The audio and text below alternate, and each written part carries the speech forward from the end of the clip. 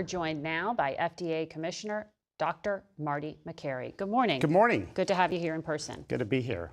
So I want to get through a lot here, but one of the things we've noticed is this new COVID variant that seems to be circulating in Asia.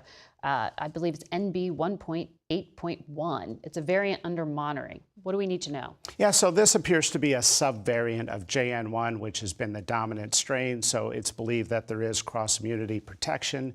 The COVID virus is going to continue to mutate, and it's behaving like a common cold virus. It's now going to become the fifth coronavirus that's seasonal, that causes about 25% of the cases of the common cold. So you're thinking of it as like a flu-type variant, just a normal fluctuation. The flu mutates about 34 times more frequently than COVID. The COVID variant mutation rate appears to be a little more stable, but the international bodies that have provided some guidance on which strain to target have suggested that either JN1 or any of these subvariants would be reasonable strains to target. So you don't seem overly concerned about that. I want to get now into some of the recommendations that have been very specific this week from the CDC and you with the HHS Secretary in this video announcement on Tuesday, where Secretary Kennedy said the CDC was removing the COVID vaccine for healthy children and healthy pregnant women from its recommended immunization schedule. He then had a memo to the CDC rescinding recommendations for kids' vaccines, saying the known risks do not outweigh the benefits. Then late Thursday, the CDC said, quote, shared clinical decision making, which I think is just talking to your doctor, yes, should determine whether kids get vaccinated. Can you clearly state what the policy is? Because this is confusing. Yeah, we believe the recommendation should be with the patient and their doctor. So we're going to get away from these blanket recommendations in healthy young Americans because we don't want to see, well, on the COVID vaccine schedule, we don't want to see kids kicked out of school because a 12-year-old girl is not getting her fifth COVID booster shot. We don't see the data there to support a young, healthy child getting a repeat infinite annual COVID vaccine. There's a theory that we should sort of blindly approve the new COVID boosters in young, healthy kids every year in perpetuity, and a young girl born today should get 80 COVID mRNA shots or other COVID shots in her average lifespan. We're saying that's a theory, and we'd like to check in and get some randomized controlled data. It's been about 4 years since the original randomized trials. So we'd like an evidence-based approach. Dr. Prasad and I published this in the New England Journal of Medicine last week, and we're basically saying we'd like to bring some confidence back to the public around this repeat booster strategy theory, because your statement was not about repeat boosters. It says the vaccine is not recommended for pregnant women. The vaccine is not recommended for healthy children. That's different than annual boosters. Yeah, at this point, we're dealing, it is a booster strategy. People would be getting the updated shot. So whether or not a young, healthy kids who haven't gotten so we'd like to see the data. We'd love to see that data but on a practical exist. level, for a parent at home hearing you and trying to make sense We're here. saying take it back to your doctor. If their child has not been vaccinated, are you recommending that their first encounter with COVID be an actual infection?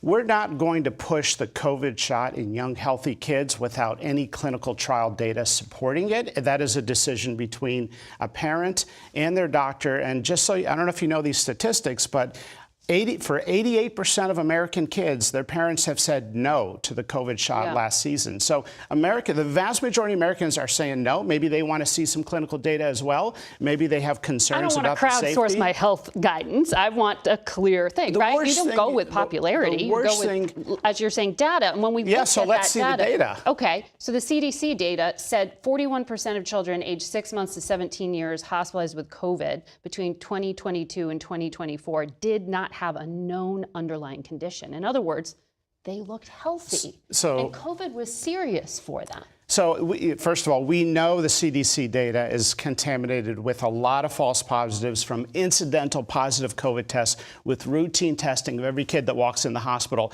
When I go to the ICU, when I walk to we know that data historically under the Biden administration did not distinguish being sick from COVID or an incidental positive COVID test. When you go to an ICU in America and you ask how many people are in the ICU that are healthy, that are sick with COVID, The answer I get again and again is we haven't seen that in a year or years.